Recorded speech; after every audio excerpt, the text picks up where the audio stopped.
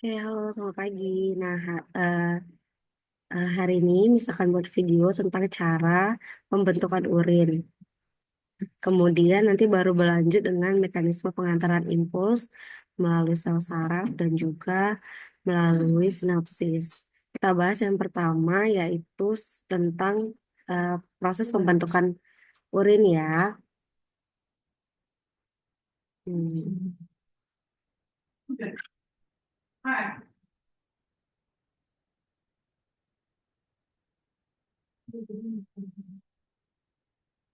Oke, Em, ini adalah slide yang ada di dalam PPT ekskresi.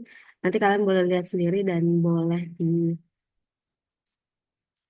dipelajari. Jadi untuk proses pembentukan urin itu dimulai di organ ginjal, di mana tempo hari bisa ada jelaskan di bagian ginjal itu kan ada bagian-bagian. Kalau bagian kulit namanya korteks, terus yang kamar-kamar ini namanya medula, dan pelvis merupakan penghubung atau saluran yang berujung dari medula, kemudian nanti ke ureter, dan ke seterusnya. Nah, proses pembentukan urin itu terjadi melalui tiga proses, dan proses satu ke proses lainnya itu berhubungan. Dimulai dari proses filtrasi namanya, filtrasi atau penyaringan. Kemudian yang kedua adalah reabsorpsi atau penyerapan kembali, dan yang terakhir adalah augmentasi atau pengumpulan. Nah, ketika kalian mempelajari tentang sistem pembentukan urin, ada beberapa clue-clue yang mungkin bisa membantu kamu dalam proses memahaminya. Mulai dari apa itu apa itu tahapannya, kemudian locationnya di mana, bahannya apa, dan kemudian produknya apa. Kita mulai dari yang pertama yaitu filtrasi. Filtrasi itu adalah penyaringan. Apa yang disaring? Yang disaring adalah darah. Nah, teman-teman boleh lihat di sebelah sini. Ini adalah sebenarnya adalah arteri. Kalau yang ini itu namanya adalah arteri aferen. Sedangkan yang ini namanya adalah arteri eferen. E itu artinya exit, A itu artinya masuk. Jadi darah yang akan mau disaring itu dimasukkan dari sini. Kemudian diproses di lokasi ini, yang disebut sebagai glomerulus. Glomerulus, kemudian yang tidak tersaring itu akan keluar dari sini. Nah, filtrasi itu penyaringan, berarti penyaringan darah. Lokasinya di mana? Di sini. Lokasinya itu di glomerulus. Jadi darah yang mengandung sel-sel darah dan juga cairan-cairan darah itu masuk semuanya ke arteri afferent ini. Masuk, kemudian disaring di sini. Ini saringannya itu anggaplah analoginya seperti saringan kelapa. Jadi kalau misalnya kita mau buat santan, kelapa, serbuk-serbuk kelapanya itu kita saring di sini. Kemudian nanti santannya akan turun ke bagian yang kuning. Yang kuning ini namanya adalah kapsula Bowman. Kapsula Bowman. Oke, jadi em, yang tersaring dari darah itu adalah cairan-cairan darah. Jadi cairan darah atau yang berbentuk cair itu akan turun ke kapsula Bowman ke sini. Kemudian yang nempel atau tinggal di glomerulus itu adalah sel-sel darah yang bentuknya itu lebih padatan. Sel-sel darah itulah yang kemudian akan keluar ke arteri eferen menuju ke pembuluh darah selanjutnya dan dialirkan ke seluruh tubuh. Begitu. Jadi glomerulus itu lokasi penyaringan darah, yang disaring itu adalah cairan darah yang masuk ke kapsula Bowman, kemudian yang tidak tersaring atau nempel di glomerulus yang selanjutnya akan bergerak ke arteri eferen itu adalah sel-sel darah. Nah, cairan-cairan darah yang masuk ke kapsula Bowman itulah produk dari filtrasi, disebut sebagai urin primer. Jadi urin primer atau hasil filtrasi itu selayaknya berisi 7 hal ini.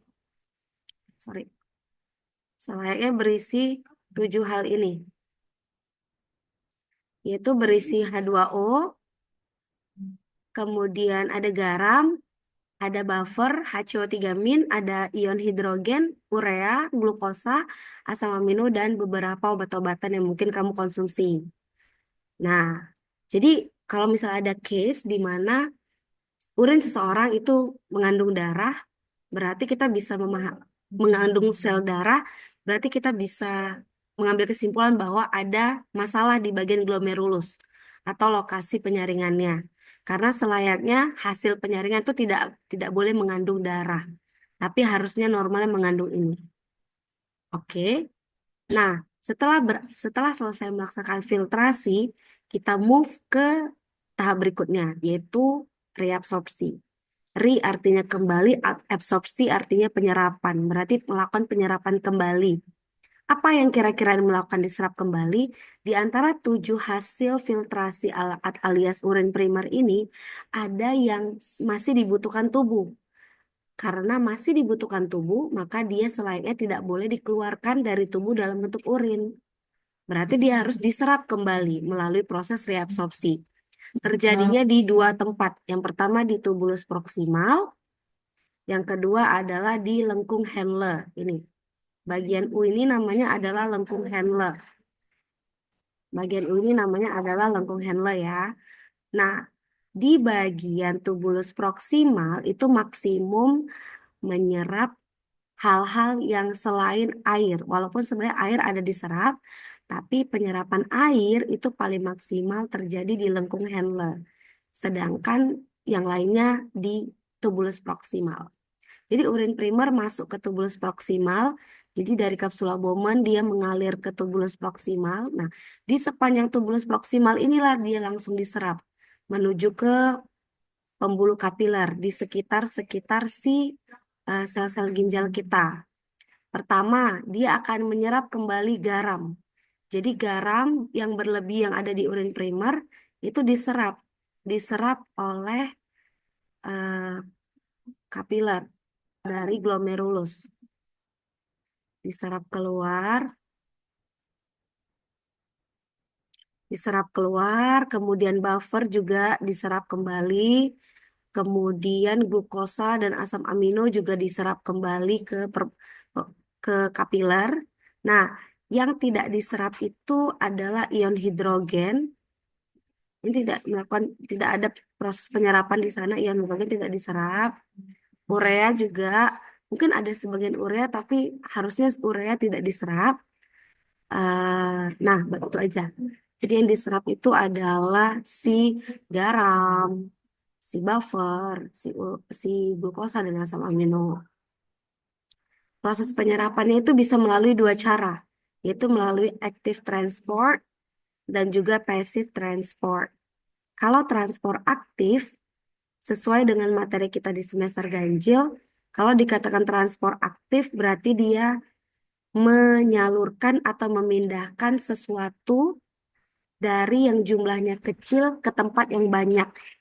Kalau dari jumlahnya kecil ke tempat yang banyak, otomatis kita need energy untuk memindahkannya. That's why namanya active transport. Kalau passive transport adalah opposite-nya. Berarti memindahkan sesuatu dari tempat yang banyak ke tempat yang sedikit. Kan kalau tempat yang banyak ke tempat yang sedikit artinya mengalirkan. Itu gak butuh energi, no need energy. Dikatakan passive transport. Di gambar ini kita lihat ada beberapa yang mengalami aktif dan pasif. Contohnya ini HCO3-. HCO3- ini dia mengalami passive transport. Berarti kita bisa katakan di tubulus proksimal itu HCO3 jumlahnya banyak. Sedangkan di darah, di sekitar sini pembuluh darah, HCO3-nya sedikit. Jadi dia mengalir dari tempat yang banyak ke tempat yang sedikit.